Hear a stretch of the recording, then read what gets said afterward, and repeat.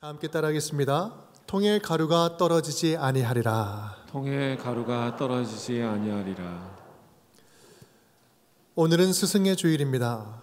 우리말 속담 가운데 이런 말이 있죠.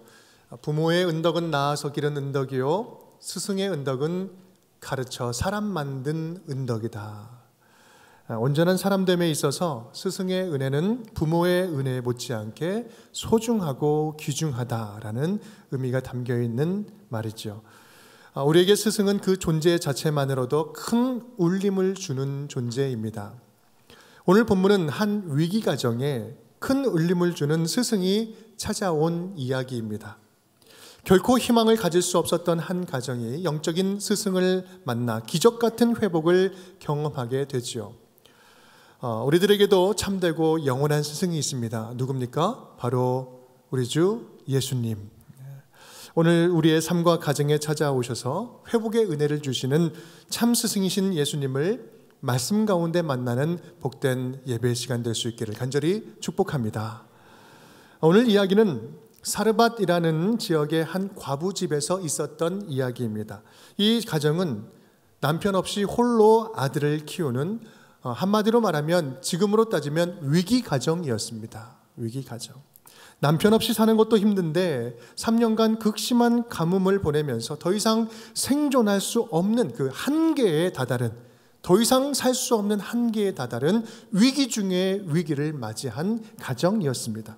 이 집의 상황을 잘 보여주는 한 물건이 있었는데 그것은 양식을 담아두는 통이었습니다.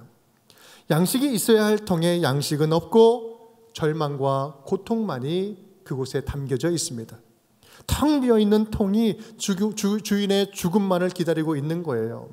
그런데요, 누구도 관심이 없고 찾지도 돌보지도 않는 이 절망스러운 이 집에 선지자 엘리야가 찾아옵니다. 사실 이 집에 엘리야가 찾아온 것은 하나님이 그 집에서 엘리야를 내가 먹이겠다라고 해서 그곳으로 보낸 것이죠. 이 9절 말씀, 너는 일어나 시돈에 속한 사르밧으로 가서 거기 머물라. 내가 그곳 과부에게 명령하여 내게 음식을 주게 하였느니라. 하나님이 보내서 온 것이죠. 그런데요, 이 말씀만 보면 엘리야는 그 집이 지금 어떤 사정인지 잘 몰랐을 것 같습니다. 그래서 그는 과부를 만나자마자 먹을 것을 요청하죠. 11절 말씀, 내 손에 떡 한 조각을 내게로 가져와라. 떡 달라는 거예요. 먹을 것을 구워 달라는 것입니다. 그렇다면 과부의 입장에서 다시 한번 생각을 해볼까요? 과부의 입장. 명실공히 엘리야는 당대의 영적인 스승이자 하나님께로나 또 하나님께나 이스라엘 백성에게나 희망의 아이콘이었습니다. 대선지자 엘리야가 그 집에 온다면 뭔가 희망적인 소식을 가지고 오기를 기대하지 않았을까요? 사실 이러한 위기 과정이 극적으로 회복되기를 기대한다면 부유한 누군가가 찾아와서 그 통을 음식으로 가득 채워주는 그러한 모습이, 그러한 것이 상식적인 은혜의 장면 아니겠습니까? 그런데요, 그런 대스승 선지자 엘리야가 와서 양식통을 채워주기는커녕 그것은 못할 망정 아사 직전에 있는 집에 와서 오히려 떡을 달라고 하는 것입니다. 소위 우리는 이런 상황을 벼룩의 간을 내먹는다, 벼룩의 간을 빼앗먹는 거죠. 그래서 과부는요 12절에 이렇게 이야기합니다. 나는 떡이 없고 통에 가루 한 움큼 가루 조금뿐입니다. 이제 제 아들과 나도 이것을 마지막으로 구워 먹고 더 이상은 견딜 수가 없어서 함께 죽으려고 합니다. 죽으려고 합니다. 하나님께서는 양식이 떨어진 집에 부자를 보낸 것도 아니요, 또 굶주린 이 선지자를 양식이 넉넉한 집에 보낸 것도 아니었습니다. 아사로 죽음 직전의 위기에 있는 이 위기 가정에 하나님의 사람을 보낸 것이죠. 그렇다면 하나님은 도대체 왜 엘리야를 지금 이 집에 보내고 계시는 것일까? 이 이야기를 통해서 오늘 우리에게 주시는 하나님의 말씀은 무엇일까요? 함께 따라하겠습니다. 내 통을 비우라. 내 통을 비우라. 내 통을 비우라. 우리 11절 말씀을 함께 읽겠습니다. 그가 가지러 갈 때 엘리야가 그를 불러 이르되 청하건대 내 손에 떡 한 조각을 내게로 가져오라. 아멘. 앞서 말씀드린 바와 같이 과부의 집에 있던 통에는 가루가 거의 남아있지 않았습니다. 겨우 긁어 모아야 한 끼도 되지 않는 아주 조그만 분량이었어요. 통의 빈 공간이 커지면 커질수록 절망감도 커지고 고통도 커져갔습니다. 그런데요, 이 생존에 대한 희망, 더 이상 살 수 없다라고 하는 이 생존에 대한 희망을 포기하던 그날 엘리야가 찾아온 겁니다. 내게 남은 떡 한 조각, 내가 먹고 죽으려는 그 마지막 것을 내게 가져와라 라고 말씀을 하는 거죠. 여러분, 엘리야의 이 말은요, 지금 분위기 파악 못하는, 이 집사정을 모르는, 분위기 파악하지 못하고 말하는 이런 매정한 말이 결코 아니었습니다. 과부와 아들이 끝이라고 여겼던 그 지점에서 하나님이 뭔가 새로운 일을 시작하겠다는 강렬한 의지가 담긴 말씀이었던 것입니다. 사랑하는 딸아, 네가 끝이라고 생각하는 지금은, 네가 끝이라고 생각하는 오늘은 끝이 아니다. 끝이 아니다. 절망으로 가득한 너를 비우고 나와 함께 새롭게 시작해보자. 내가 주는 것으로 채워보자. 내가 채워주겠노라. 채워도 결코 채워지지 않은 세상의 것들, 세상에 나에게 필요한 것들, 욕심들, 여러 가지, 이제는 내 앞에서 다 비워내버리고 나에게 진짜 내 인생과 내 가정과 내 아들을 나에게 맡겨보지 않겠느냐. 하나님은 영적인 스승 엘리야를 보내서 그 과부에게 지금 말씀하고 계시는 거예요. 네가 생각하는 끝이 결코 끝이 아니다. 네 인생에도 아직 희망찬 스토리가 남아있다. 네 인생에도 아직 희망의 이야기들이 남아있다. 사랑하는 여러분, 믿음의 자녀들에게는요, 남녀노소를 막론하고 지위와 또 신앙의 연수를 막론하고 분명히 존재하는 것이 있습니다. 분명히 존재하는 것이 있어요. 그건 바로 비포와 애프터의 삶이라는 거예요. 예전의 삶과 예수님 만난 이후의 삶이 두 개의 삶이 있다는 거예요. 영적인 BC, 영적인 AD가 우리의 삶 가운데 있는 것입니다. 우리 갈라디아서 2장 20절 말씀, 내가 그리스도와 함께 십자가에 못 박혔나니 그런즉 이제는 내가 사는 것이 아니요 오직 내 안에 그리스도께서 사시는 것이라. 이제 내가 육체 가운데 사는 것은 나를 사랑하사 나를 위하여 자기 자신을 버리신 하나님의 아들을 믿는 믿음 안에서 사는 것이라. 좀 잠깐 띄워주십시오. 지금 갈라디아서 2장 20절에 나오는 이 말씀 안에는요, 나라는 1인칭이 등장하는데 이 1인칭은 두 가지 종류의 1인칭이 등장하는 거예요. 내가 그리스도와 함께 십자가에 못 박혔나니 처음에 등장하는 나는 십자가에 못 박히기 이전의 나예요. 하지만 그 이후에 이제는 내가 사는 것이 아니에요. 그리스도께서 내 안에 사시는 것이라. 두 나가 존재하는 것입니다. 예전에 주님을 몰랐을 때의 나, 하지만 예수님을 만난 이후로 사는 나는 하나님의 아들을 믿는 믿음 안에서 사는 것이라. 믿는 믿음 안에 살아갈 때 우리 가운데, 내 가운데 새 삶이 펼쳐진다는 사실이에요. 우리 에베소서 2장도 마찬가지입니다. 2장 3절 말씀을 보면 우리는 전에는 본질상 진노의 자녀이었더니, 우리는 본질상 진노의 자녀였어요. 예수님 만나기 이전에는. 그런데 4절 말씀, 이제는 예수 그리스도와 함께 살리셨다. 예수님과 함께 죽었다가 다시 살아난 존재요. 새 삶을 얻은 것입니다. 이제는 진노의 자녀가 아니라 은혜를 먹고 살아가는 자녀, 새 생명을 얻은 자녀다라는 사실입니다. 여러분, 분명히 기억할 수 있기를 바랍니다. 저와 여러분의 삶은요, 결코 절망으로 끝나도록 설계되지 않았습니다. 절망으로 끝나도록 설계되지가 않았습니다. 예수 그리스도와 함께 살아갈 때 애프터의 삶, 복된 삶이 반드시 우리를 기다리고 있는 줄 믿으시기 바랍니다. 우리는 이러한 애프터의 삶을 뭐라고 이야기하냐면 천국이라고 이야기하는 거예요. 하나님이 다스리는 나라, 하나님 나라가 임하는 것입니다. 이 땅에서 누릴 수 있는 천국의 삶, 천국의 삶이 있을 뿐만 아니라 영원히 주님과 함께하는 영원한 천국, 하나님의 나라가 우리가 죽은 이후에도 존재하고 죽음 이후에도 약속되었다는 사실이에요. 여러분, 이것이 기쁜 소식이고 우리에게 복음이에요. 이러한 천국의 삶이 어떤 자에게 주어진다고요? 세상의 모든 염려와 결핍과 두려움과 절망을, 모든 것을 전적으로 주님께 다 맡기는 자에게 이 천국이 임한다는 사실입니다. 베드로 전서 5장 7절 말씀 함께 읽겠습니다. 너의 염려를 다 주께 맡기라. 이는 그가 너희를 돌보심이라. 아멘. 너희 염려를 적당히 맡겨라. 부분적으로 맡겨라. 반절 맡겨라. 3분의 2 맡겨라. 아니에요. 전부 다 맡겨라. 다 맡겨라. 이는 그가 너희를 돌보심이라. 우리의 모든 삶을 통찰하시고 돌보시는 하나님이 계시니 안전하다. 여러분, 이것이 하나님의 자녀들만이 누릴 수 있는 특권 중에 특권인 것입니다. 사랑하는 여러분, 우리 가운데 아닌 줄 알면서 물질에 집착하고 아닌 줄 알면서 세속적인 인간관계에 사로잡혀 있지는 않습니까? 아닌 줄 알면서 악한 습관을 끊어내지 못하고 아닌 줄 알면서도 그런 것을 계속해서 반복하면서 점점 내면이 병들어가고 있지는 않습니까? 멍들고 있지는 않습니까? 내 힘대로 내 능력대로 살려고 애쓰면서 벌써 바닥이 난 그 통 박박 긁으면서 가루를 모으고 있지는 않습니까? 그러면서 굶어 죽어가고 있지는 않습니까? 오늘 엘리야가 위기의 한 가정에 찾아오신 것처럼 오늘 이곳에 동일하게 찾아오시는 예수님 앞에 우리의 모든 염려를 다 비워낼 수 있기를 간절히 축복합니다.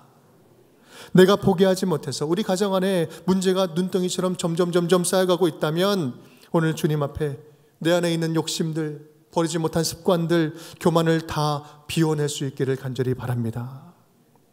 그렇게 용기 있게 주님 앞에 비워드릴 때 주님과 함께하는 새 삶이 우리 가운데 시작되게 될 줄 믿습니다.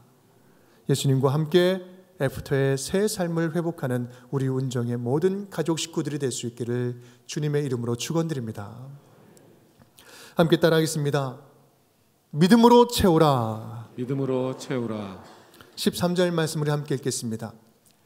엘리야가 그에게 이르되 두려워하지 말고 가서 내 말대로 하려니와 먼저 그곳으로 나를 위하여 작은 떡 한 개를 만들어 내게로 가져오고 그 후에 너와 내 아들을 위하여 만들라. 아멘. 성경에는요, 여러 유명한 이야기들 가운데 그 통이 등장하는 유명한 이야기들이 있습니다. 구약에서 통이 등장하는 대표적인 장면이 있다면 오늘 본문 말씀 다음 장, 우리 열왕기상 18장에 갈멜산에 등장하는 통이 있습니다. 33절 말씀이죠. 또 나무를 버리고 송아지의 각을 떠서 나무 위에 놓고 이르되 통 넷에 물을 채워다가 번제물과 나무 위에 부으라 하고. 지금 이 내용이 무슨 내용일까요? 지금 이 이야기의 배경은 지금 엘리야가 바알과 아세라 선지자 850명과 850대 1로 싸우는 영적 대결의 장면입니다.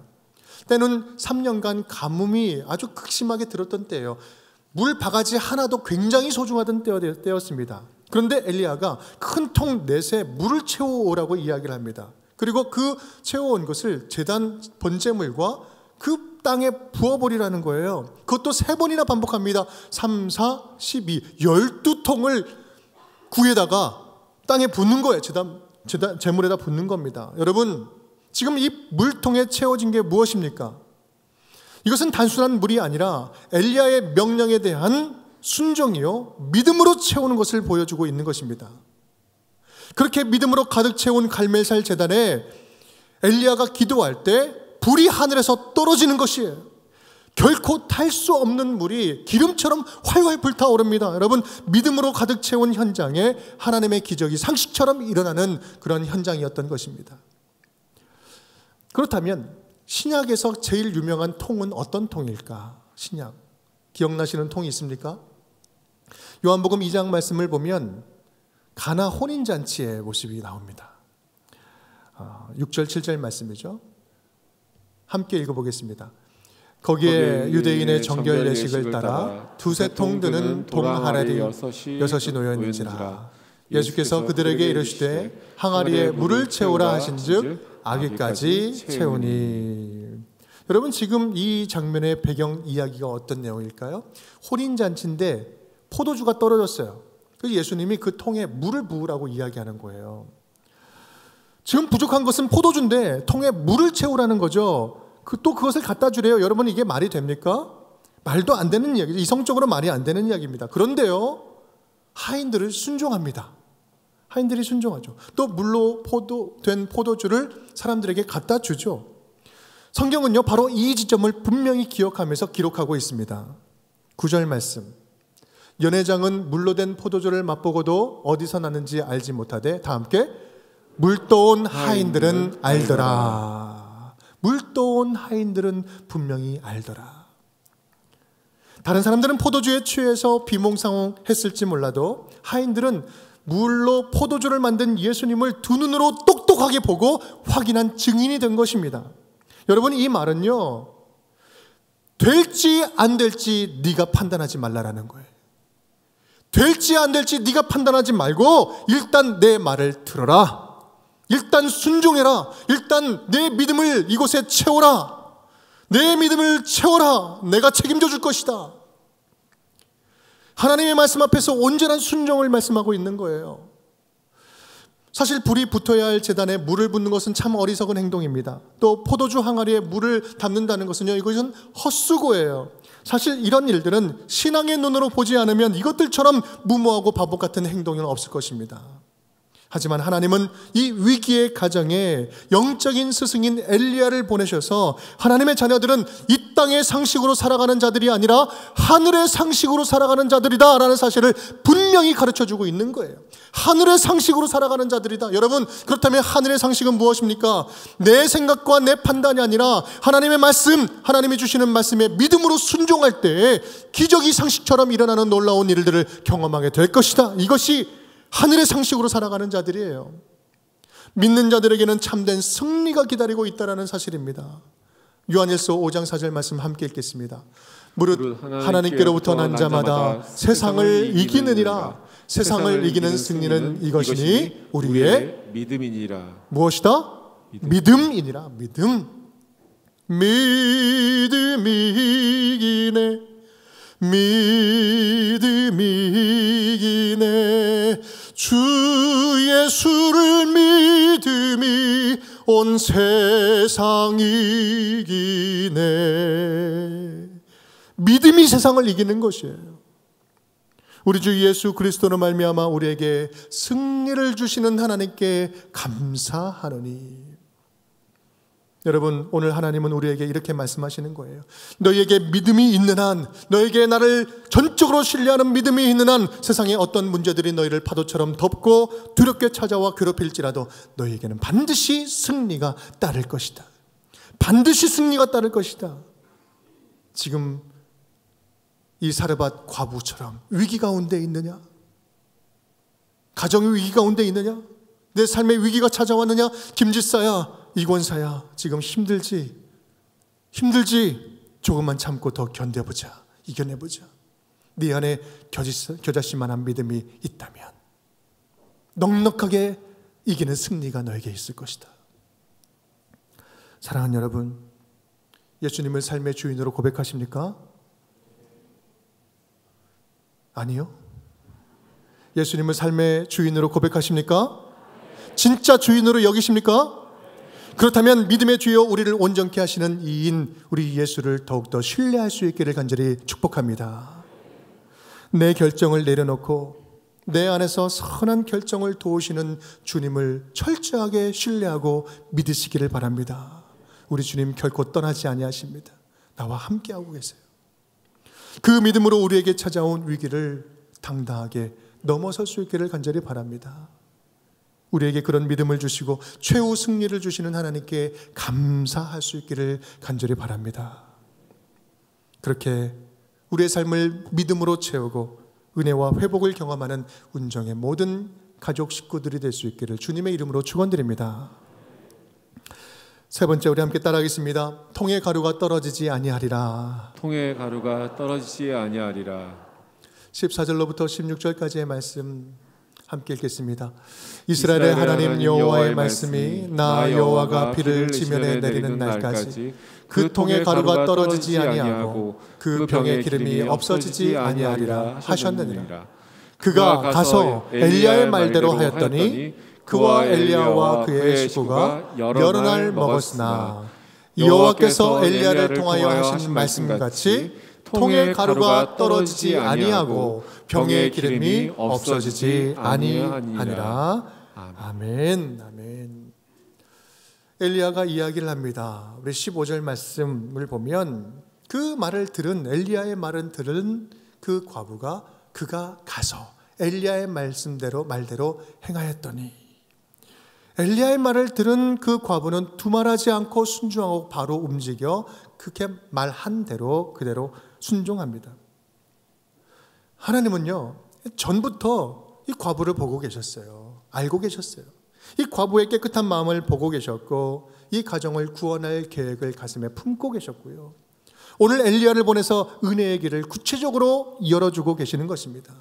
그런데요, 이 모든 일들이 언제 계획됐다? 벌써 이미 계획되었다라는 거야. 이미 계획되었다. 9절 말씀을 보면, 너는 일어나 시돈에 속한 사르밧으로 가서 거기 머물라.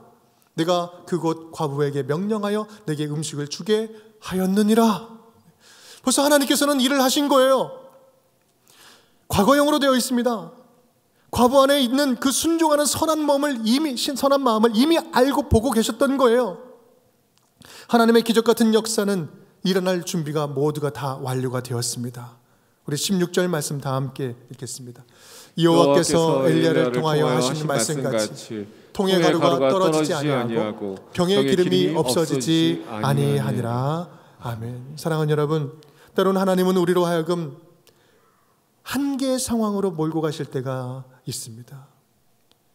더 이상 물러설 곳이 없는 한계 상황으로 우리를 막 밀고 가실 때가 있어요. 아니, 그럴 때가 많아요.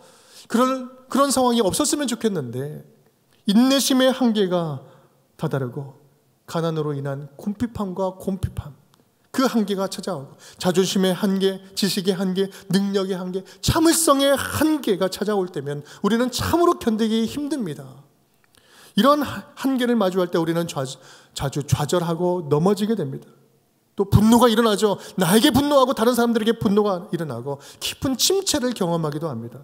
그냥 죽어버리고 싶고 가정도 삶도 다 포기해버리고 싶을 때가 너무나 많다는 사실이에요. 여러분은 그럴 때 어떤 결정을 하시겠습니까? 아니, 그런 순간순간들마다 어떤 결정을 하고 있습니까? 다 놔버리고 포기해버리지는 않습니까?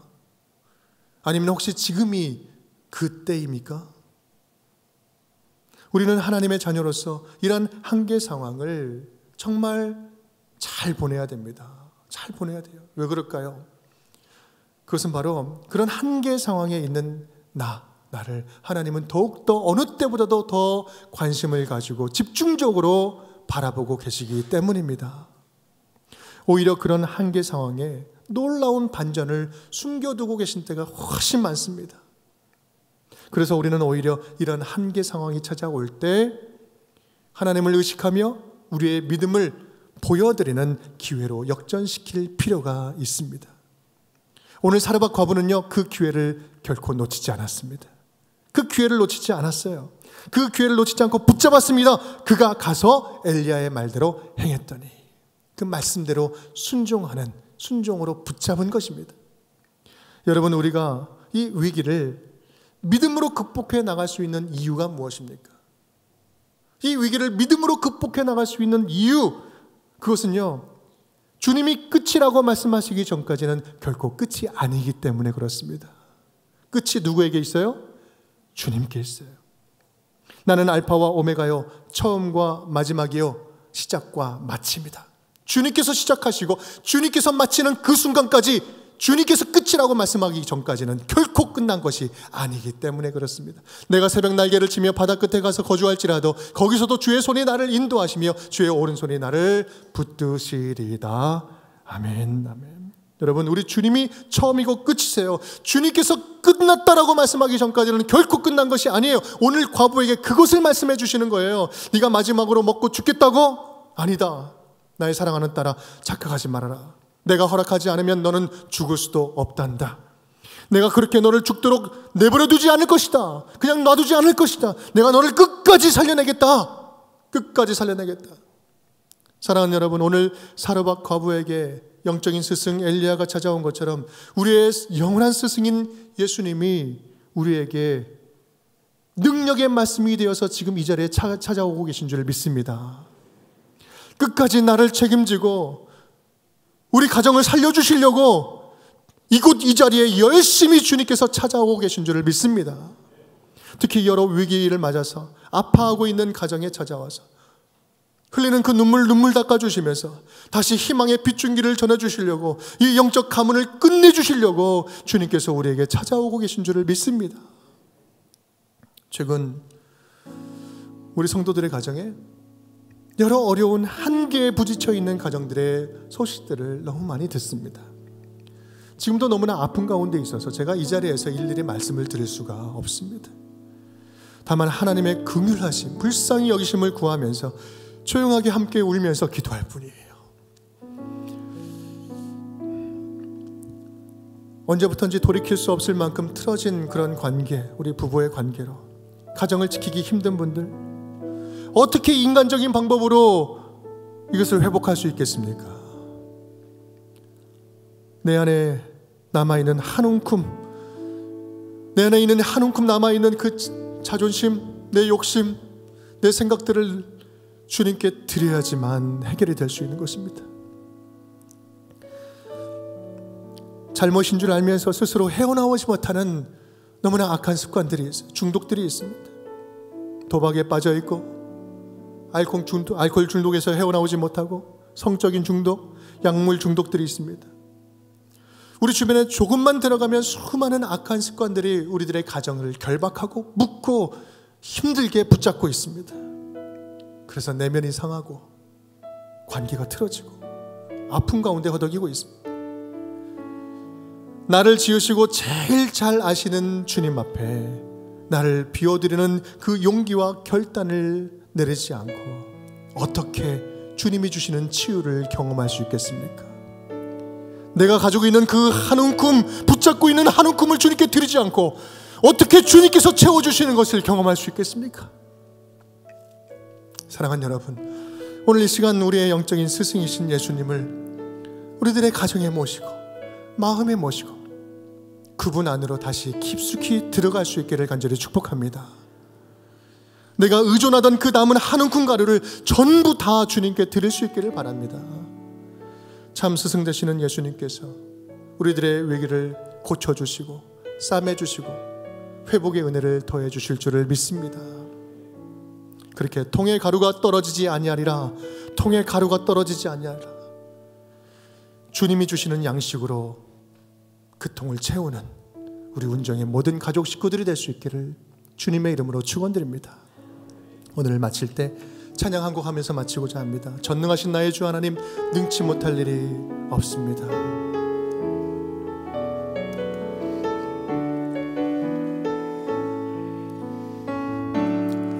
전능하신 나의 주 하나님을 능치 못하실 일이 전혀 없네. 우리의 모든 간구도, 우리의 모든 생각도, 우리의 모든 꿈과 모든 소망도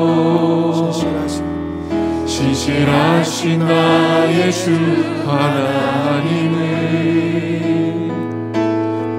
우리의 모든 괴로움 바꿀 수 있네. 불가능한 일 행하시고 죽은 자를 일으키시니 그를 이길 자 아무도 없네. 주의 말씀 의지하여 깊은 곳에 금을 던져 오늘 그가 놀라운 일을 이루시는 것 보라.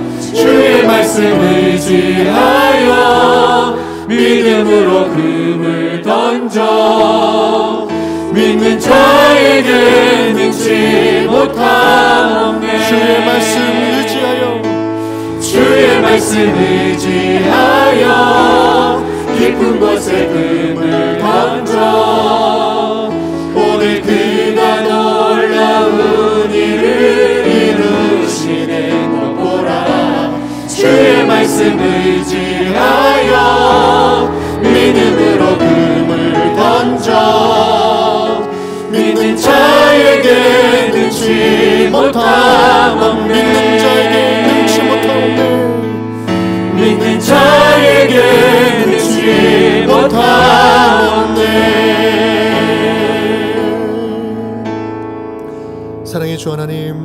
감사드립니다. 오늘 위기의 가정, 오늘 먹고 죽으리라 마지막 끝이라고 여겼던 그 가정에 엘리야를 보내셔서 다시 한번 새 삶을 열어주신 하나님의 놀라운 역사를 바라보았습니다. 하나님, 우리의 삶 가운데도, 우리의 가정 가운데도, 우리의 위기 가운데도 주님께서 예수 그리스도를 보내주시어 새 소망의 삶을 열어주시는 줄 믿습니다. 하나님, 그 믿음으로 승리하게 하여 주시옵소서. 포기하지 않게 하여 주시옵소서. 우리 가정이 살아나게 하여 주시옵소서. 우리의 모든 죽어가는 심령들이 다시 한번 주님 앞에 영적인 영원한 생명을 얻게 하여 주시옵소서. 예수 그리스도의 이름으로 축복하며 기도드리옵나이다. 아멘.